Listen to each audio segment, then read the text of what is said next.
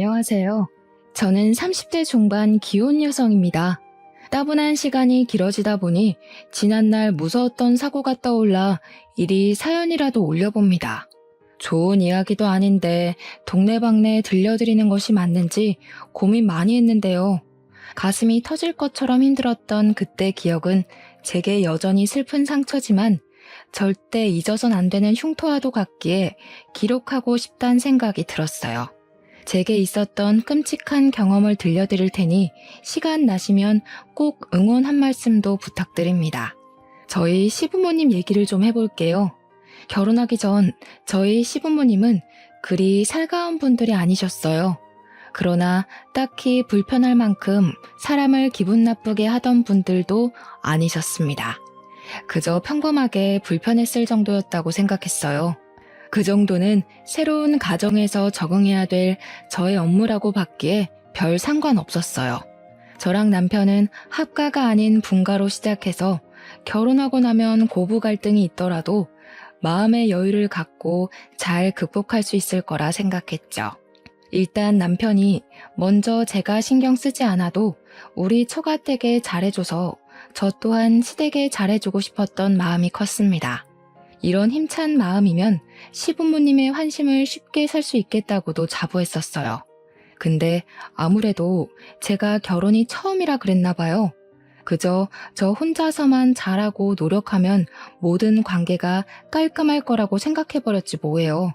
결혼이란 건 사람 대 사람으로 이루어져서 그렇게만 잘 지내면 되는 문제인 줄로만 알았는데 소문대로 집안 문제가 정말 제 결혼 생활을 이렇게나 극한으로 몰고 갈 줄은 몰랐습니다. 시댁에 잘하기로 마음먹었던 저는 결혼한 지 얼마 되지 않고부터 시댁과 삐걱거리는 일이 생겨버렸는데요. 그 원인은 바로 저희 엄마 문제 때문이었어요. 저희 엄마는 제가 학창시절일 때부터 심장이 안 좋으셨습니다. 그래서 제가 수능을 쳤을 때도 수술하느라 마중을 못 나오시고 사경을 헤맸던 적이 있었죠. 그 뒤로 저는 엄마한테서 눈을 떼지 못하는 딸이 되었고 엄마한테서 병원은 때려야 뗄 수 없는 존재가 되어버렸어요. 심장병이란 것이 정말 종잡을 수 없는 병이더라고요. 괜찮은 줄 알았다가도 한순간에 잘못될 수 있다는 걸 저도 한두 살 나이가 먹어가면서 알게 되었습니다. 그러면서 더 엄마를 이해하게 되었고 엄마를 자식 돌보듯 챙기게 되었죠. 나이를 먹는 게 좋으면서도 싫었습니다. 나이를 먹으니 제가 생각이 더 깊어지고 엄마를 좀 더 잘 보필할 수 있는 능력이 생기니까 좋았으나 반면 아무래도 엄마 또한 저와 같이 나이가 드니까 건강을 잘 관리해도 갈수록 호전을 바라는 것이 더 어렵더라고요. 저도 그걸 잘 알아서 직장을 다니면서도 자취는 더더욱 한 적이 없었습니다. 엄마가 주기적으로 병원을 다니는데 그때마다 병원에 연차를 내어 무조건 같이 방문했었어요. 아빠도 안 계시는 마당에 제가 죽을 때까지 엄마를 모시고 챙길 생각이었죠. 근데 예상치 못하게 제가 결혼하고 싶은 사람이 생기면서 고민 많이 했었어요. 엄마가 신경 쓰여서 엄마랑 남편한테 다 말 못하고 혼자 끙끙 앓았는데 고맙게도 남편이 그런 제 마음을 다 눈치채 줬더라고요. 남편은 제게 결혼식을 올리는 것보다 마음이 함께인 것이 좋다고 당시 저를 기다려 주었습니다. 제가 결혼할 마음의 준비가 될 동안 남편이 저보다 엄마를 더 챙겨주었는데요. 엄마가 병원 가는 날까지 미리 자기 일정에 표시해서 저한테 연락해왔어요. 그때마다 남편도 연차를 내 병원까지 마스코트 해줬습니다. 그렇게 몇 날 며칠을 보낸 뒤에야 제가 어느덧 남편한테 큰 의지를 하고 있단 걸 알았고 안심해서 결혼을 하게 된 거였어요. 바보 같게도 저는 엄마 문제로 겪는 고비는 그게 끝인 줄 알았네요. 하지만 결혼하고 닥쳐온 시댁 첫 제사로 인해서 제게 친정으로 닥쳐올 시련은 시작조차 되지 않았다는 걸 뒤늦게 알아버렸습니다. 시댁 제사가 있는 한 달 전, 시댁에 갔는데 시모가 먼저 제사를 언급하시더라고요. 저는 그때 시댁 제사 이야기 자체를 처음 들었기 때문에 그때만 해도 제사 날짜를 전혀 모르고 있었어요. 그래서 문제는 제사를 한다는 것이 아닙니다. 시모가 말한 제삿날이 우리 엄마가 병원을 가야 하는 날이랑 겹친다는 거예요. 무척 당황스러웠어요. 저희 엄마는 한번 병원에 가게 되면 치료를 받기 위해 미리 입원을 해야 하거든요. 한 3, 4일 진료 정도 기간이 필요해요. 그래서 저도 그간에 미리 일을 연차내고 엄마 곁에서 간병하기 일쑤였어요. 엄마 혼자 보낼 수 없는 이유는 치료를 받고 나오면 하루간은 정신이 온전치 못해서 곁에 사람이 무조건 필요합니다. 엄마가 간병을 불편해하기도 하고 저 또한 엄마를 모르는 사람 손에 맡기는 것이 싫어서 몇 년을 이렇게 지내왔어요. 당황으로 입이 묶여 선뜻 대답을 못했던 저는 시모에게 최대한 양해를 구해야 했어요. 이 난감한 상황을 어찌 잘 설명하면 좋을까 고민하던 찰나 남편이 먼저 시모에게 대답을 했는데요. 근데 남편이 말하는 걸 들어보니 남편도 제사 얘기를 자기한테 하는 시모를 당황스럽게 보더라고요. 무슨 소리를 하는 거야, 제사라니. 원래 제사는 형네가 했잖아. 여태까지 제사를 해본 적이 없는데 갑자기 왜 나한테 제사를 하래. 너네 형 지방으로 이사 갔잖니. 못 들었어? 발령 났다더라. 네 형이 없으니까 당연히 네가 챙겨야 할 거 아니냐. 우리가 이 늙은 몸을 이끌고 몇 시간이나 걸리는 거리를 왔다 갔다 하리? 며느리까지 새로 들어왔으니 이제 가장일 좀 해야지. 듣자 하니 원래 제사는 장남인 아주버님네에서 다 했나 보더라고요. 시부모님이 직접 아주버님네까지 가서 함께 지낸 것 같았습니다. 이제 아주버님이 지방으로 가버리고 없으니 제 남편 보고 아주버님이 했던 것 모두 도맡으라는 것이 시모의 통보였어요. 남편도 이 사실을 저처럼 그날 처음 들었던지라 저한테 그 어떤 언질도 못 해줬습니다. 그래서 제게 결혼 전이나 신혼초 때도 딱히 집안 행사에 대해서 언급한 적이 없었고 뭐든 우리 친정 행사가 우선이라고 말해줬었겠죠. 어쩌면 남편 입장도 아주 당황스러웠을 거예요. 아주버님네는 우리 결혼식 할 때 이미 지방으로 발령나서 이사를 마친 상태였다고 합니다. 그 사실도 남편이 몰랐다고 하니 그건 형제간에 좀 너무했지 않나 싶네요. 먼 친척도 아니고 형제 사이인데 같은 서울에 살다가 이사를 가는 거면 지방으로 이사 간다고 말해줘야 되는 거 아닌가요? 설령 바빠서 깜빡해서 못해줬다고 하면 결혼식 때라도 말해줄 수 있었던 거잖아요. 저 혼자 이해 안 가는 부분이었던지라 둘 사이에 끼지 못하고 그저 입 꾹 닫고 서 있었습니다. 일단 저희 엄마 병원 때문에 이번 제사에 참석이 불가하다는 것부터 말씀드리는 게 급했으니까요. 어쨌거나 앞으로는 제사를 우리 남편이 맡아서 해야 된다는 거잖아요. 시부모님까지 모시고 이건 말 그대로 우겨서 거절하기 애매한 상황이라서 일단 남편이 수긍하는 듯 했습니다. 그럼에도 저와의 약속은 지키고 싶었는지 제 편의를 봐주려고 했어요. 그럼 나만 제사 참여할게. 와이프는 장모님 병원 때문에 안 돼. 미리 잡은 일정이라 뺄 수도 없고 장모님 심장 치료는 옆에 보호자 없으면 위험한 치료야. 이건 엄마가 양보해줘야 돼. 아들, 네 형이랑 형수가 왜 제사를 도맡아서 했는데 엄마 혼자 음식하고 준비하기에 몸이 안 좋아서 대신해주느라 그랬던 거야. 그런데 며느리를 쏙 빼놓고 하라고? 내가 와이프 하는 몫까지 다 할 거야. 이미 내가 다 약속해준 거라서 엄마가 마음대로 취소 못해. 더 이상 참견 말고 제사는 와이프 없이 하는 걸로 하자. 남편의 단호한 말이 이어지자 시모가 이번에는 대답을 안 했습니다. 그것이 괜히 눈치가 보여서 시모를 한번 쳐다봤어요. 시모는 그저 식탁에 놓인 주전부리들만 들추고 있더군요. 누가 봐도 기분 언짢다는 내색인 듯 했지만 어쩌겠습니까? 시모한테 죄송한 짓을 저지를 수밖에 없었어요. 그리고 시댁 제사 당일이 되었습니다. 그 어느 때보다 무거운 마음으로 엄마 병원을 가야 했어요. 그래도 남편의 감사한 배려로 엄마를 챙길 수 있다는 것 자체가 다행이라 생각하며 마음을 편히 가지려 했습니다.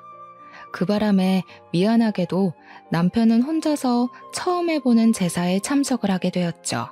그리고 그날 남편이 제사를 끝내고 시댁에서 자지 않고 새벽 늦게 우리 엄마 병실을 찾아왔어요. 그 기척에 너무 놀라서 피곤한데 뭐하러 왔냐고 했더니 자기 고생한 거 생각도 안 하고 참 기특한 소리를 하는 거 아니겠습니까? 내가 태워다 주기로 했는데 장모님이랑 약속 못 지켰잖아. 미안해서 얼굴이라도 뵈려고 왔지.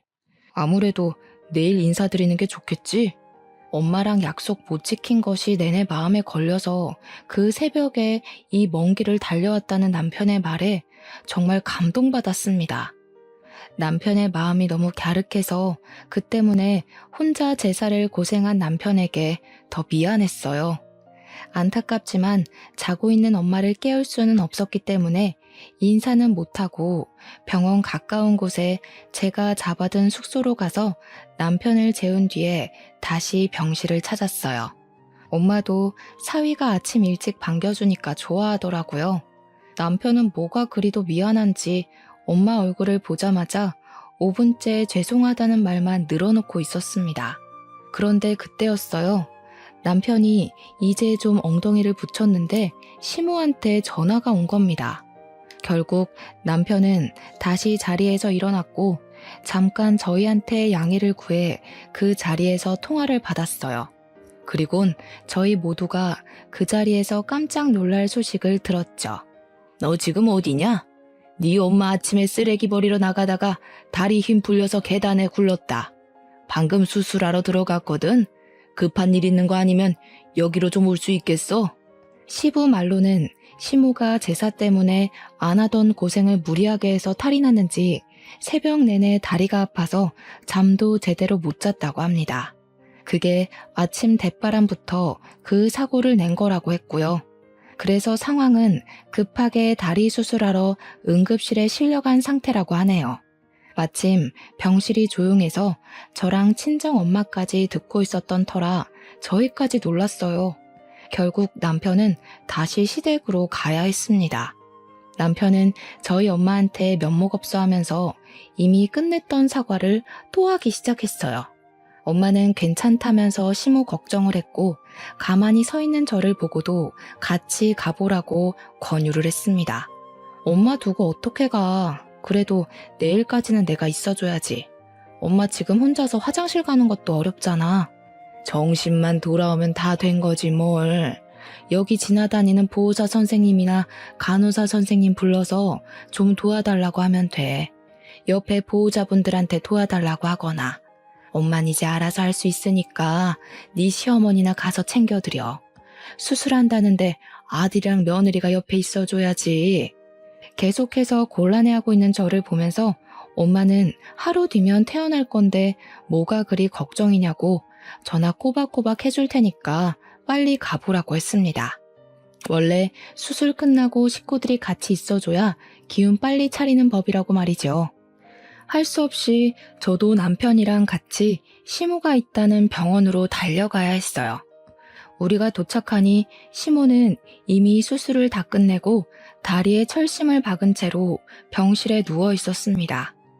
이왕이면 엄마 말대로 수술 전에 도착하고 싶었는데 그게 좀 아쉬웠어요. 그래도 시모가 누워서 눈덩이에 팔을 올리고 있는 것 보니 수면 마취는 깬 지 얼마 안 된 것 같아 보이더라고요. 저는 걱정되는 마음에 시모에게 냉큼 다가가 시모의 손을 잡았습니다. 어머님 작은 며느리 왔어요. 다리는 좀 괜찮으세요? 소식 듣고 얼마나 놀랐는지 몰라요. 어쩌다가 넘어지셨어요. 저는 정말 걱정이 되어서 진심으로 물었습니다. 그런데 당황스럽게도 시모가 제게서 고개를 돌려버리더군요. 그때 시부가 대신해서 제게 대답해 주시더라고요. 그 대답은 그냥 지난날 시모가 했던 답과 같은 맥락이었어요. 시모가 원래 몸이 불편해서 제사를 아주버님 댁에서 했다는 것, 음식도 형님이 다 한 것이요. 그런데 오랜만에 시모가 형님이 해야 할 몫을 모두 다 했더니 탈이 난 것 같다고 하는 겁니다. 남편이 최선을 다해서 시모를 도와준다고 했지만 아무래도 요리를 못하는 남자이다 보니까 시모 입장에서는 일손이 부족했나 보더라고요. 근데 착각인 건지 왠지 말씀하시는 게 마치 제 탓 때문에 시모가 이렇게 다쳤다는 걸로 들렸어요. 그건 저만 그렇게 느낀 것 아닌 듯 했습니다. 누가 아침부터 쓰레기를 버리러 가래? 새벽 내내 다리 아팠다면서 굳이 그 무거운 쓰레기를 왜 또 들고 나가서 사서 고생해.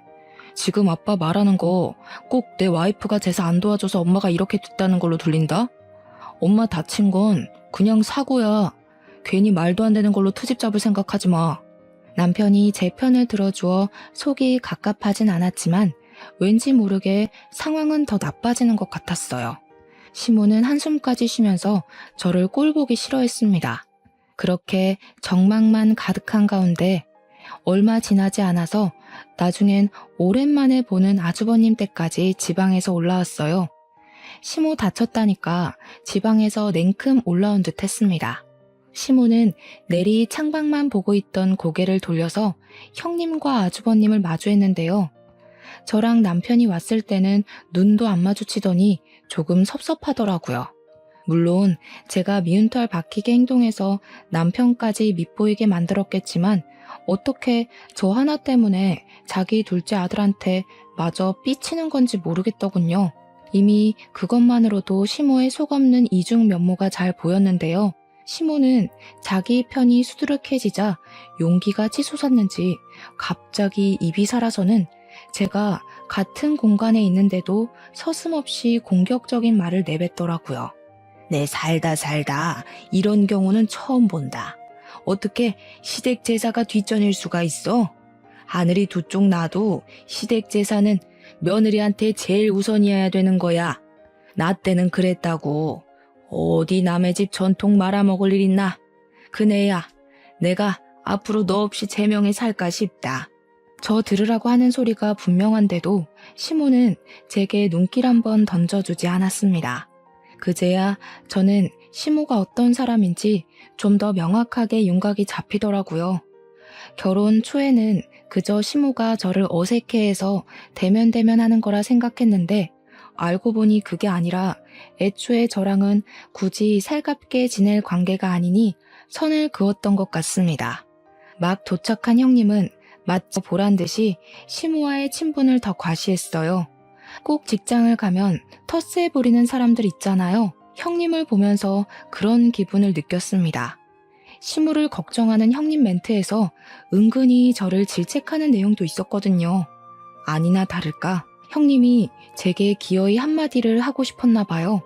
제가 반응 없이 가만히 있자 시모를 내버려 두고서 저를 획 돌아보더라고요. 동서, 결혼한 지 얼마나 됐다고 시댁 어른을 이런 식으로 모셔? 아무리 젊은 사람이라 해도 그렇지 30대면 그렇게 생각 없을 나이도 아니면서 어머님을 이렇게까지 다치게 해? 제정신이야? 이봐요 형수, 우리 엄마는 혼자 계단 내려가다가 구른 거예요. 뭘 제대로 알고 말을 뱉어요. 잘 알지도 못하면서 누구한테 제정신이라는 거예요? 제 와이프한테 말이 너무 무례한 거 아닙니까? 네, 도련님. 저런 애들한테는 좀 무례하게 굴어야 말귀를 알아듣거든요. 오냐오냐 해주면 머리 끝까지 기어올라서 나중엔 어머님 온몸이 남아나지 않을 거라고요. 그때 돼서 이혼 아내 만에 집안 뒤집지 마시고 지금부터 와이프 교육 똑바로 시키세요. 형님은 시댁 사람들 사이에서 큰 소리 떵떵 치며 시댁 편을 들었습니다. 보니까 시모가 왜 아주버님 댁이 오자마자 하소연했는지 알겠더라고요. 형님이 나서서 속 시원하게 자기 편을 들어줄 줄 알았던 거겠죠. 식구들이 시모 다친 것을 다 제 탓으로 몰아가자 그 상황에서 가장 화난 것은 남편이었습니다. 남편은 자기 식구라고 숨기는 것 없이 솔직한 심정을 토로했어요. 다들 너무하네. 우리 집도 시가 집안이다 이거야? 이러려고 우리 부른 거야? 숨이 막힌다. 멀쩡하게 눈 뜬 거 봤으니까 갈게. 남편은 식구들에게 크게 실망했다는 표현을 표출하고서 저를 데리고 병원을 빠져나왔습니다. 그렇게 밖으로 나온 남편은 시댁 식구들을 대신해서 저한테 사과했어요. 그게 어디 남편이 잘못한 일인가요? 남편 탓 아닌 걸 알아서 남편한테 화나진 않았어요. 아까까진 시댁 식구들한테 짜증이 났지만 막상 나오니까 그 짜증이 또 그리 길게 가지도 않았어요. 그건 아마 제 기분이 극에 치닫기 전에 남편이 자꾸 알아서 다 해결해줬기 때문이 아닌가 싶습니다. 이후에는 그냥 고민 많이 되었어요. 남편 말로는 시댁 제사가 4달 뒤에 또 있다고 했거든요. 그걸로 남편도 걱정이 많은 것 같더라고요. 시모가 그때 우리 집에 와서 제사를 지낸다고 그랬대요. 물론 남편은 그 제사도 제가 원하지 않으면 자기가 혼자 한다고 했습니다. 솔직히 저희 엄마 사정 이해 못해주는 시댁 제사 따위 신경 써주고 싶지 않은데 남편 집안이니까 아예 무시할 순 없는 노릇이었어요. 그렇지만 역시나 시댁 얼굴을 안 보게 살 게 아니기 때문에 남편을 위해서라도 괜찮다고 다음엔 같이 하자고 했습니다. 그날 이후 왠지 모르게 마음 편할 날이 없었어요. 시모 다리 다친 것 때문에 자주는 못해도 가끔은 시댁을 들여다봐야 될 것 같다고 남편한테 말하면 남편이 그냥 신경 꺼도 된다고 하더라고요. 그래서 그냥 시댁에 전화를 걸어보면 시모는 전화를 안 받으시고 시부는 괜찮다고만 하며 전화를 빨리 끊기만 했습니다. 근데 어느 날엔 제가 참 속상한 소리를 수화기 너머로 듣게 되었었는데요. 또 전화 왔어? 할 일이 그렇게나 없나? 제삿날만 콕 집어서 잘만 빼먹더니 허구한 날 놀고 먹나 보네. 절대 오라고 하지 마소. 깨우면 귀찮아지니까. 시부가 급히 전화를 마무리하고 끊었지만 제가 다 들어버린 내용이었죠. 그 뒤로는 시댁에 전화를 넣지 않았어요. 시모가 저를 뒷담하는 어투가 아주 익숙하게 들렸거든요. 싫다는데 더 이상 챙겨드려봤자 뭐 하겠습니까?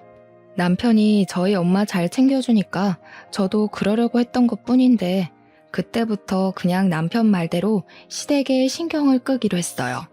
그리곤 마음 무겁게 시간만 보냈고 어느 날 저는 세상에서 가장 힘든 시간을 겪었습니다. 엄마랑 평소처럼 통화를 하던 날이었어요. 엄마 심장 기능에 문제가 생겼는지 전화하는 도중 엄마가 갑자기 쓰러진 겁니다. 그때 제 정신도 바로 나가버렸던 걸로 기억해요. 무슨 정신으로 119에 신고를 했는지 잘 모르겠어요. 어떻게 신고를 하고서 저는 엄마랑 매일 다녔던 병원으로 바로 출근했습니다. 갔더니 엄마는 미리 도착해서 긴급조치 수술에 들어가 있었어요. 그 모습 보자마자 다리에 힘이 풀려서 엄마를 부르며 울부짖었습니다. 간호사 선생님들이 제 얼굴을 익히 알고 계셔서 저를 잘 달래주었기에 2달이 버티고 서 있을 수 있었네요. 그래도 미리 좀 진정하는 덕에 수술 마치고 나온 의사가 하는 말을 제대로 경청할 수 있었습니다. 의사가 하는 말이 엄마가 과거에 심장 수술했던 부분에 문제가 생겨서 심장을 재수술 진행해야 될 것 같다고 하더라고요. 근데 상태가 위급하대요. 날짜를 빨리 잡아야 할 정도로 생명에 치명적이라는 겁니다.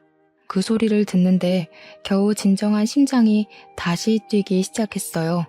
엄마가 아직 무사한데도 엄마 손을 놓쳐버릴 것 같이 왜 그렇게 조마조마한지 모르겠더라고요. 저는 의사 선생님이랑 최대한 일정을 조정해서 가장 빠른 날로 수술을 잡았습니다. 제 개인적인 스케줄과 회사 스케줄? 그건 다 조정할 수 있었어요. 의사 선생님도 저와 저희 엄마를 오랫동안 봐주신 분이라서 최대한 편의를 봐주셨죠. 모든 게 문제없이 잘 진행되어 엄마만 무사하면 될 일이었는데 하필 생각지도 못한 장애물에 또 걸리고 말았습니다. 말도 안 되게 연 4회 있는 시댁 제사랑 한 번 더 겹쳐 걸린 것 아니겠습니까? 그 사실이 무척 마음에 걸렸고 찝찝했지만 그렇다고 엄마 수술날을 미룰 수는 없었어요. 저는 번복 없이 정해진 날로 밀어붙였습니다. 시댁 식구들과 화합하는 것보다 엄마를 살리는 게 먼저라고 생각하거든요. 남편한테는 너무 미안했어요. 다음 제사 때는 꼭 도와주겠다고 약속했었거든요. 그런데 이미 저 혼자 판을 다 벌려놓고 남편에게 통보한 셈이잖아요. 저는 그날 남편에게 면목 없어서 한참을 사과했습니다. 근데 이 착한 남편은 정말 고맙게도 제 의사를 더 존중해 주더군요. 자기였어도 당연히 그랬을 선택이라면서요. 아니, 그건 선택이 아니라 그랬어야만 하는 필수였다고 말이죠. 덕분에 저는 또 한 번 마음을 놓을 수 있었습니다. 하지만 역시나 남편과 시댁의 반응은 천차만별이었어요. 이 이야기가 시모한테 들어갔더니 또 난리가 날 수밖에 없었습니다. 첫 번째 제사는 경고로 넘어갔는데 두 번째까지 제가 제사에 불참하게 생기니 시모가 일부러 그러는 거 아니냐면서 남편한테 따지는 걸 남편이 통화하고 있을 때 같이 듣게 되었어요. 그년 옆에 있니? 당장 바꿔봐라. 어디서 새파랗게 어린 년이 어른을 속여 먹으려고 해. 내가 분명 저 때문에 개고생해서 다리 분질러졌다고 했냐 안 했냐. 두 눈으로 똑똑히 보고도 또 제사 빼먹는단 소리가 나와? 이건 그냥 시애미를 물로 보는 것 아니냐? 그런 거 아니라고. 지금 제사가 문제야. 당연히 와이프한테는 장모님이 먼저지. 장모님 지금 하루 이틀 하고 계신다고. 엄마는 사돈으로서 걱정도 안 돼. 장모님 위해서 기도해도 모자랄 판에 어떻게 죽은 사람 들먹이면서 제사를 지내라 말아야. 어머머, 얘 말하는 거 봐. 그 죽은 사람들 때문에 지금 네가 살고 있는 거야. 야, 이 둔치야. 너도 속고 있는 거라고. 그년이 집안일 하기 싫으니까 괜히 핑계대면서 사기치고 있는 거잖아. 답답해서 직접 확인시켜줘야지 안 되겠네. 거기 어디야? 남편은 시모 태도에 짜증이 났는지 대답하길 멈추고 무작정 전화를 끊어버렸습니다. 그 뒤로 오는 연락도 깡그리 무시했어요. 혹시 화가 나서 집으로 찾아오는 건 아닐까 싶었지만 시모 다리가 불편해서인지 다행히도 집에 쳐들어오는 불상사는 일어나지 않았어요. 그렇게 흐른 시간은 제사 당일까지 쭉 이어졌습니다. 남편은 끝까지 시댁의 연락을 무시했고 저는 남편에 의해 시댁의 연락처가 차단되어 버렸죠. 그리고 우리 엄마 수술날 남편은 같이 휴가를 내 제 곁에서 우리 엄마 수술할 때까지 함께 해줬어요. 제사 때문에 가봐야 할 텐데도 수술 끝날 때까지 기다리려고 하더라고요. 당신 제사 준비하러 안 가? 시장은 오후 일찍 문 닫을 텐데 갈 때 어머님도 모시고 가야 하잖아. 필요 없어. 이미 인터넷으로 음식 주문해놨어. 나중에 저녁에 갖다 준다네. 아빠한테 제사 지내기 1시간 전에 오라고 문자만 했더니 알겠다고 하셨어. 남편은 생각보다 제사를 손쉽게 준비 맞춰 놓은 것 같았어요. 한 번의 실수를 겪고 나서 두 번의 사고를 치르지 않기 위해 생각을 많이 한 모양입니다. 그 과정에서 제 생각도 조금은 들어간 것 같아서 더 고마웠네요. 덕분에 저는 홀로 있었으면 더 무서웠을 공백 시간을 남편과 함께하면서 조금 마음 놓고 기다릴 수 있었어요. 남편은 엄마 수술이 무사히 끝나고 병실로 이동하는 것까지도 동행해 주었습니다. 저희 시댁은 제사를 밤 10시쯤에 한다고 하더라고요. 그래서 남편은 병원에서 8시 30분에 출발을 하기로 하고 마음껏 저희 엄마 곁을 지켜줬어요. 한참 그렇게 같이 있다가 오후 7시가 지날 무렵 남편은 잠깐 근무 전화 받으러 자리 비웠고 저도 화장실을 다녀왔습니다.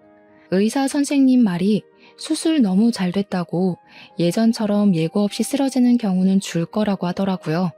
그 소리를 듣는데 얼마나 가슴을 쓸어내렸는지 몰라요. 엄마가 잘 견뎌준 게 가장 고마운 일이었기에 깨어나면 꼭 고생 많았다고 안아줄 생각을 했습니다. 그 잠깐도 못 견디고 엄마가 보고 싶어 얼른 화장실을 나섰어요. 다시 병실 돌아가는데 임직원들이 우리 엄마 병실 앞에 모여 있었습니다. 처음엔 우리 병실이 아닌가 착각했거든요. 근데 맞더라고요. 우리 병실 간호사 선생님이 저를 급히 찾는 거 아니겠습니까? 저 덩달아 놀라서 황급히 간호사 선생님을 따라 들어갔습니다. 눈앞에 보이는 광경은 제 심장이 다 멎을 정도로 처참했어요. 의사 선생님이 저희 엄마를 살리려고 심폐소생을 하고 계시더라고요. 저 그날 엄마 잃는 줄 알고 얼마나 울었는지 모릅니다. 오열하면서 엄마를 수도 없이 불렀어요. 그러자 뒤늦게 나타난 남편 또한 상황을 보고 놀랐는지 급하게 들어온 모습이 역력했습니다. 그런 와중에도 잡아주는 남편의 부축을 받고서 저는 더욱 정신을 못 차렸네요. 다행히도 엄마는 호흡이 돌아왔습니다. 의사 선생님 두 분이 계셨는데 그제야 한숨 돌리시면서 발을 동동 굴리는 제 앞으로 다가오시더라고요. 저는 두 선생님께 정말 감사하다고 넙죽 절을 했습니다. 그런데 의사 선생님이 잔뜩 성이 나서는 저한테 호통을 치시더라고요. 그러면서 하는 소리가 저를 무척 당황스럽게 했어요. 아까 그분은 보호자분 가족이세요? 대체 정신머리가 어떻게 되어 있길래 호흡기 스위치에 손댈 수 있단 말입니까? 지금 환자 죽을 뻔했습니다. 우리 간호사가 그 보호자분 낌새 눈치 못 챘으면 돌이킬 수 없을 뻔했다고요. 의사 선생님이 하시는 말도 안 되는 말에 저 또한 덩달아 놀라서 그게 무슨 소리냐고 물었습니다. 그러니 의사 선생님은 더 설명하기도 진이 빠진다는 듯 간호사에게 뒷일을 맡기곤 병실을 터덜터덜 나가셨어요. 심폐소생술로 기운을 다 뺀 것보다도 말도 안 되는 일 때문에 받은 충격이 더 커서 더 기운 빠진 것 같은 느낌이 들었습니다. 일단 저는 의사 선생님이 해주신 말뜻을 얼른 알고 싶어서 간호사 선생님께 물었어요. 그러자 간호사 선생님이 자세히 설명해 주길 아까 저랑 남편 말고 처음 보는 사람이 찾아왔었대요. 와서는 우리 엄마 상태에 대해 묻더니 진짜 아픈 거 맞냐고 확인했다네요. 혹시 직원 누구한테 돈 찔러주고 아픈 척 누워있는 거 아니냐고 했다는 겁니다. 그래서 간호사가 그 사람을 이상하게 쳐다봤는데 됐다면서 병실로 가버렸다고 해요. 뭔가 수상쩍잖아요. 때문에 간호사가 뒤늦게 가서 확인했더니 글쎄 그 사람이 우리 엄마 호흡기 장치를 끄고 있었다는 거 아니겠습니까? 사실을 알고 얼마나 간이 철렁했는지 모릅니다. 근데 그 소리를 들으니까 문득 바로 떠오르는 사람이 있더라고요. 바로 시모였죠. 시모가 남편한테 내가 일하기 싫어서 우리 엄마 아프다고 거짓말하는 거 아니냐고 했던 말이 떠오르더라고요. 저는 더 생각하고 싶지도 않고 당장 찾아 나서고 싶었어요. 그래서 간호사 선생님한테 우리 엄마를 좀 부탁하고 병원을 뛰쳐나왔습니다. 남편도 바로 제 뒤를 따라왔죠. 불과 좀 전에 있었던 사고였기 때문에 분명 일을 벌인 사람이 멀리 못 갔을 거라 생각했습니다. 아니나 다를까 우리가 건물 나오자마자 병원 밖으로 빠져나가는 익숙한 차가 하나 발견되었어요. 그건 다름 아닌 아주버님 차였죠. 그것 또한 기가 막히더라고요. 아주버님 차를 여기서 보게 될 줄은 몰랐거든요. 시모가 아니라 아주버님이랑 형님 짓이었구나 라는 것을 그때 알아차렸어요. 그들 짓이 아니고서야 그들이 굳이 지방 사는데 우리 엄마 병원까지 올 일이 없지 않겠습니까? 저희 엄마 병원이 서울 한복판에 있는 유명한 병원도 아닌걸요. 아마 시모가 뒤에서 형님을 조종했겠죠. 자기 몸이 불편하니까 괘씸한 부탁으로 우리 엄마를 해코지 하려고 했겠죠. 어떻게 사람이 다 죽어가는 상대를 두고 그런 짓을 벌일 수가 있는지 도무지 용서할 수가 없었어요. 저는 남편 차를 타고서 아주버님 차 뒤를 따라 붙었습니다. 그들이 당연히 시댁으로 향할 거라고 생각했어요. 그런데 여기서 1차로 당황했던 게 뭐냐면요. 생전 처음 보는 동네로 들어섰다는 겁니다. 그때부터 남편이랑 아주버님 차를 놓친 게 아닌가 싶어 열심히 눈으로 쫓으면 아주버님 차는 여전히 저희를 앞장서고 있었어요. 결국엔 낯선 아파트 건물까지 들어가서야 차가 멈추게 되었죠. 여기서 끝이 아니었습니다. 2차로 당황했던 건 그 차 안의 주인공들 때문이었어요. 아주버님이랑 형님까진 예상했었는데 시부랑 시모까지 타고 있는 줄은 몰랐거든요. 그러니까 우리 엄마 병원을 다녀간 사람이 무려 4명이라는 겁니다. 우리 엄마를 죽일 뻔한 짓을 한 사람도 그 짓을 알고 있는 사람도 4명이라는 거예요. 그렇게 일을 저질러 놓고는 이 어딘지 모를 동네로 불이 나게 도망을 온 거 아닙니까? 이래놓고 제가 몰랐다면 넷이서 입맞춰 끝까지 발뺌했겠네요. 생각만 해도 너무 어이가 없고 치가 떨려서 당장 쫓아가 따질 생각으로 차에서 내렸습니다. 그들은 저희가 내린 줄도 모르는지 서로 실랑이 벌이느라 바빴어요. 나 정말 아직도 심장 뛰는 것 좀 보세요. 어머님이 분명 동서 어머님 아픈 거 거짓말일 거라고 하셨잖아요. 그런데 진짜 저 살인자 될 뻔했다고요. 이거 걸리면 어떻게 되는지 아세요? 저 잘못되면 어머님이 다 책임지셔야 돼요. 알겠어요? 얘가 왜 남의 탓을 해? 내가 올라가서 진짜 아픈지 아닌지 확인만 해보라고 했지. 누가 기계를 꺼보라고 하든? 그거 하나를 못 알아봐서 그런 무식한 짓을 저지르냐? 무식한 네 머리통을 탓해. 나는 모르는 일이다. 네? 여태까지 제가 얼마나 도와드렸는데 이렇게 나오시면 안 되죠. 저는 어머님의 꼭두각시였을 뿐이에요. 제 자의로 한 건 아무것도 없다고요. 자꾸 모른 척 하시면 어머님이 동서 부려먹으려고 사기친 거 제가 다 까발릴 거예요. 까발려? 그래, 가서 까발려라. 그러는 넌 뭐 다를 줄 아냐? 너도 동서 생겼다고 일하기 싫어서 꾀부린 건 마찬가지 아니야? 지방 갔다고 거짓말해서 이런 데 숨어 살 정도로 일하기 싫다는 년이 누군데? 네가 그러고도 맏며느리야? 어휴, 집안에 맏며느리란 년이 이렇게 꼴통이어서야. 동네가 시끄럽도록 쩌렁쩌렁 소리를 지르는 그들의 대화를 듣고서 저는 제자리에 서서 꼼짝도 할 수 없었습니다. 저라고 며느리로서 시댁에 잘한 것 하나도 없긴 하지만 그렇다고 시댁에서 저를 이런 식으로 매도하려고 수쓰고 있는 줄은 꿈에도 몰랐어요. 소란스러운 와중에 유독 제 눈에 들어오는 것이 또 하나 있었는데요. 이것 또한 아주 우습습니다. 시모는 다리 수술 말이에요. 시모가 계단에서 굴러 수술을 하는 바람에 평소 지팡이가 없으면 잘 걷지도 못하는 처지가 되어버렸다고 했었거든요. 그런데 양다리를 아주 건강하게 꼿꼿하게 세운 채로 형님을 몰아붙이고 있더라고요. 그러니까 시모 다리 사기라는 거네요.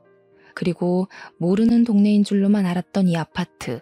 어딘가 했더니 아주버님 댁이었다는 걸 운 좋게 알아버렸어요. 말했다시피 아주버님은 지방으로 이사 갔던 게 아니라 시댁 일하기 싫어했던 형님이 이제 동서 생겼다는 이유로 시댁 집안일에 손 터는 바람에 지방으로 이사 간 척 숨기고 살았던 거라는 거죠. 이것도 역시 사기라는 거고요. 참 시모랑 형님이랑 어떻게 된 게 마음은 잘 맞았나 봅니다. 그러나 마음 잘 통해서 계획은 좋았지만 실천에서 영 엉망진창인 게 둘은 손발 안 맞는 짝인 게 증명된 셈이네요. 아마 제가 본인들 뜻대로 움직여지지 않아서 많이 당황했을 겁니다. 저한테 아픈 엄마가 있을 거란 변수는 생각 못 했겠죠. 제가 엄마 때문에 자꾸 며느리 노릇을 못해 보이니 그게 자기들처럼 머리 써서 사기치는 줄 알았나 봐요. 그래서 우리 엄마가 거짓말로 심장 질환 있는 척 한 걸까봐 병원까지 확인하러 가게 된 것 같습니다. 너무 하찮은 사람들이 아닙니까? 고작 그딴 의심 때문에 우리 엄마가 죽을 뻔했다는 사실이 너무 어이가 없고 화가 나서 눈물이 다 나는 겁니다. 마찬가지로 식구들의 대화를 같이 듣고 있던 남편도 식구들한테 열받았는지 저보다 남편이 먼저 식구들 앞에 모습을 드러내버렸어요. 남편은 밑도 끝도 없이 달려들어 담배 피고 있는 아주버님을 잡아 주먹을 날렸습니다. 이런 쓰레기 집안을 달고 다닐 바엔 차라리 고아가 낫겠다. 당신들이 사람이야? 그래도 가족이라서 한편으로는 제발 아니길 바랬는데 결국 끝까지 최악을 보여주네. 당신이 뭔 짓을 했는지 알아? 살인 미수를 공모한 거나 마찬가지야. 그제야 다들 저랑 남편을 발견했습니다.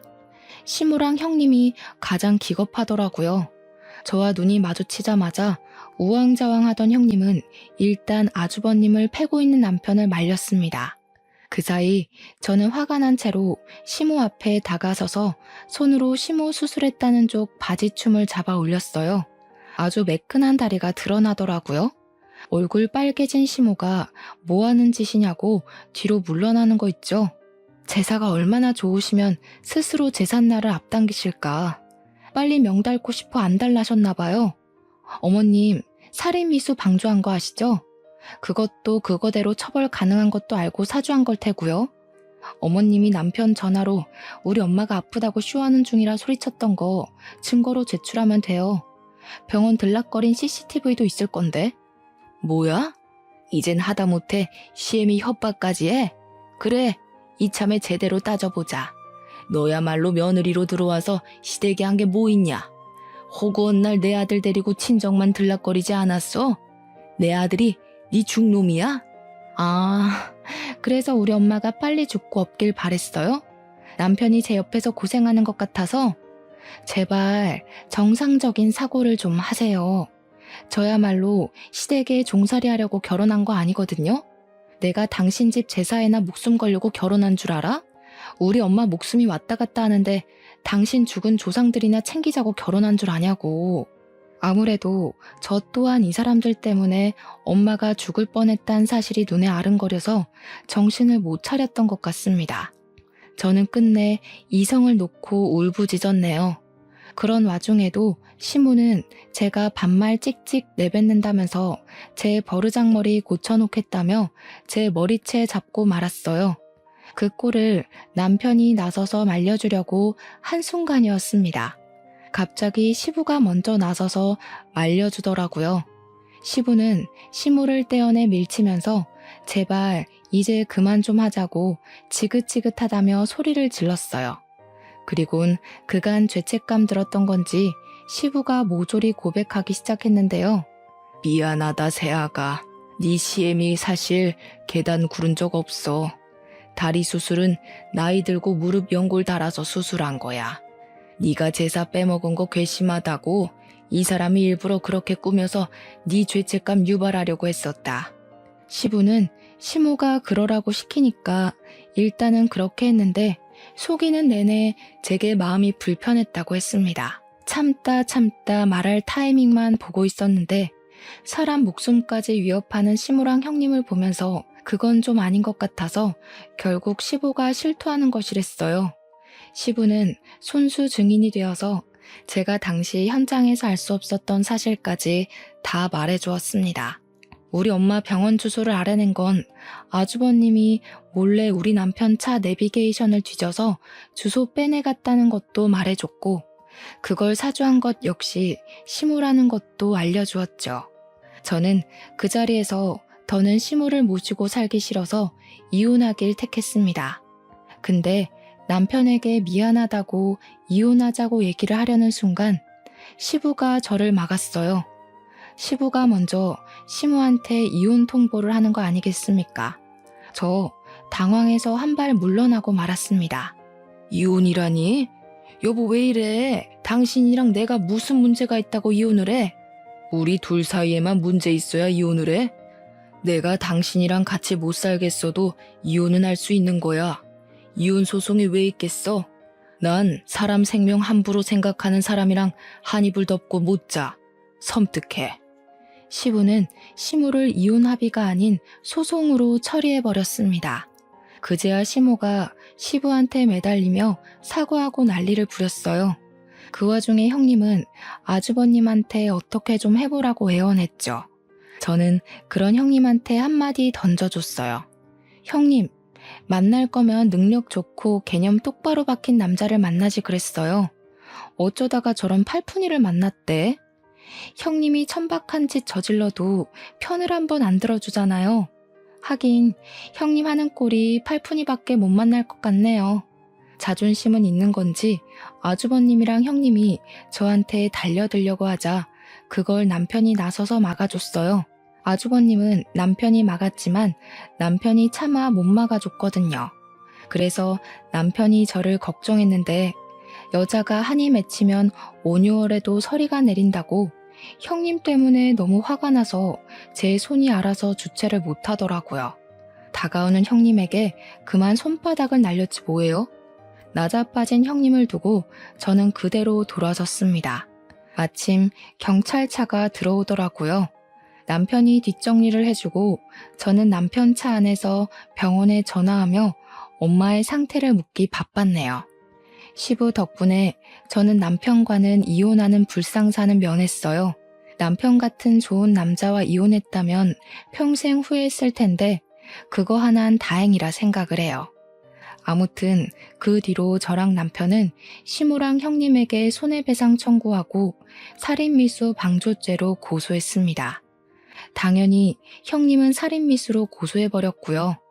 형님은 깜빵 안에서 혹시 이혼이라도 당할까봐 아주버님이 면회 갈 때마다 엄청 닥달하는 것 같았어요. 아주버님은 오히려 그것 때문에 지치는 것 같았고요.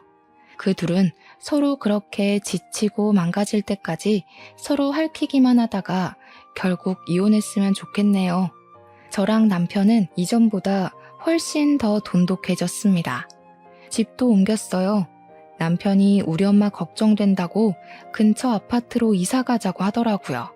그래서 종종 엄마 집에 가 밥도 얻어먹곤 한답니다. 참, 저희 엄마는 의사 선생님 말씀대로 수술이 잘 돼서 건강하세요. 큰일 날 뻔한 경험을 했지만 다행인 건지 엄마에겐 그 기억이 없습니다. 저랑 남편이 일부러 말을 안 해주기도 했어요. 그냥 별로 좋은 일이 아니니까 시간을 두고서 말해야 할 때가 되면 밝힐까 합니다. 제가 남편에게도 늘 하는 말이 있는데 이 사연이 해피엔딩이라서 정말 다행이라는 말을 계속하고 있어요. 혹여라도 엄마가 잘못되었다면 그 사람들이 감방 갔더라도 제겐 해피엔딩이 아니잖아요. 이렇게 잘 살고 있다고 끝낼 수 있어서 얼마나 안심이 되는지 모릅니다. 앞으로의 제 인생도 늘 해피엔딩이었으면 좋겠네요. 당연히 여러분들의 인생도 마찬가지로요. 바쁜 시간 내주셨죠? 그래서 복 받으실 거예요. 너무 감사드립니다.